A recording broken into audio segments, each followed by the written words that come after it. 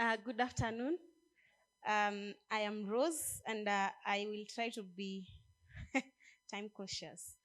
Um, Rose is a young woman who was born and raised up in the informal settlement of Nairobi.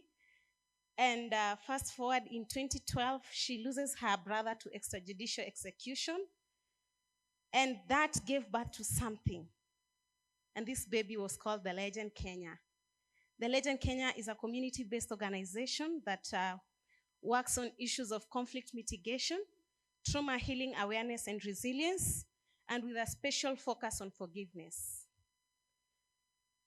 And growing up, violence was normalized in our society because to some extent we have neighbors or friends or relatives who believes that if I beat my wife, I love her so much. I am only disciplining her. I'm not causing any harm. So this was normalized, and as a society, we somehow feel like there is no need to even discuss this issue.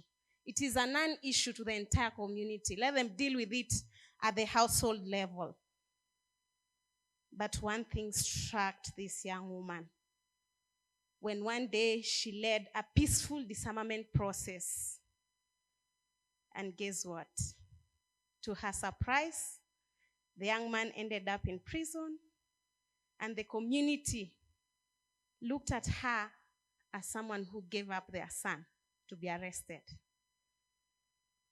And you can imagine the frustration and pain and anger she was going through during this process. But thank God, Kenya is a loving country.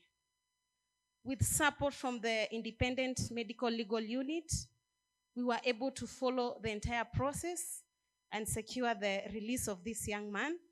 And today, I am proud that he's married with a very beautiful young family. If we are to talk about crime in the informal settlements of Nairobi, we can take a whole week seated here discussing this. But I want to wrap up that in some few minutes. We have young people who are being raised in broken families. This is a reality. And this has led to child-headed households. During the COVID-19 pandemic in 2020, I received a call one morning at around 3 that something bad had happened. And I asked, what is it?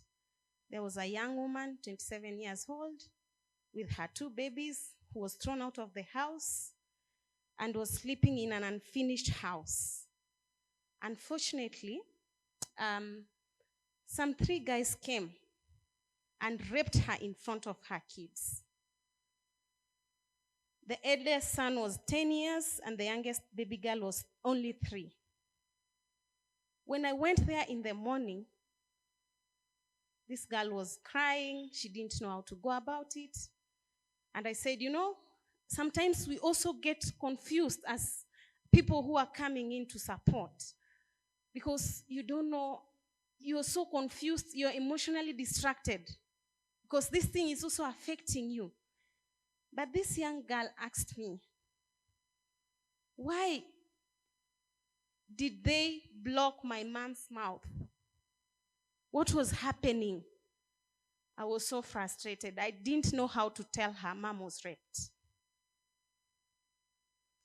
We ended up in hospital, and I want to appreciate the media fraternity in Kenya, because we were able to air this story, and the girl received a lot of support, including medical and legal support.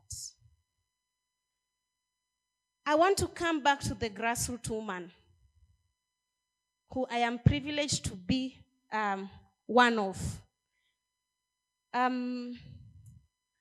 Grassroots feminist women, they are always the first responders when it comes to issues of sexual and gender-based violence. But sometimes they are threatened. Their lives are in danger. They end up running away from home. You know why? Because they are living in the same community, and the perpetrators can easily access them. It is painful that sometimes you're trying to rescue or offer humanitarian support, but then you're spotted as a housebreaker. You want to take our son or our mother or our someone to prison. What is wrong with your head? People have refused to look at the bigger picture. I wonder why.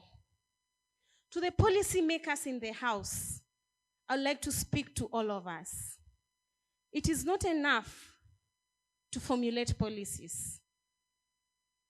Please bear in mind that the grassroots young woman who is offering her services voluntarily can bring a lot with regards to how we formulate policies. Because sometimes we struggle. I've been in the front line of localizing the women peace and security and the youth peace and security agenda at the grassroots level. But they hear this 1325, 2250, and they're like, that is a New York thing. It is not our thing down here. How do we make sure that we are inclusive when formulating policies? To all the stakeholders in the house, why is it that you trust the grassroots young woman with processes, but you rarely trust them with resources? What is the problem? Where are we going wrong? Please, hold our hands. And we are here to learn. Something amazing is that you also have an opportunity to learn from us.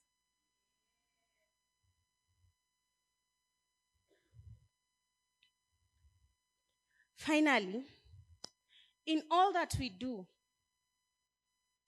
I am a champion of mental health. Why don't we prioritize trauma healing awareness and resilience in these communities? People are hurting. People are dealing with frustration. People are dealing with anger, pain. Yet, we want to come and implement our water and sanitation projects to our people who are even willing to revenge against each other. Are you causing more harm by drilling that well for that community? Maybe that will be the meeting point where people will start to fight. As we implement our processes, our projects, let's be cautious of the mental health awareness in our society. I am Nala because the young woman of today is not a crying baby. She knows what she's doing. She has a voice. Listen. And to you who came before us, hold our hands. If you're moving too fast, please allow us to walk by your sides. Thank you.